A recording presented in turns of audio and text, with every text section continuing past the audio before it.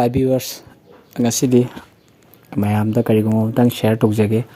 madudi eseise hwjik yamna kanna naduna leibana maram oiraga aigi sei recording tawba ngamjdre maram asina sei khanbirkp amadi aigi YouTube sibu nungsibiduna subscribe tawbikraba khudimangna aini sei thagalaktabagi waraubidanaba hanna naringei Aduga eina nadringeigi mamangda recording twjkhiba esei amani khak leibse hariba esei singdo ai thagtchage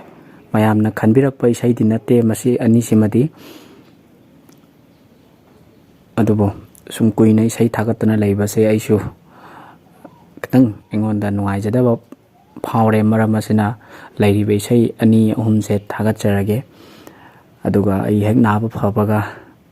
ai makhataba recording tawraga mayamna khanbirkp esei singdo ai mathang sakjarake haiduna mayamgi mafamda manungcd waraubidanaba amukana haijari thagtchage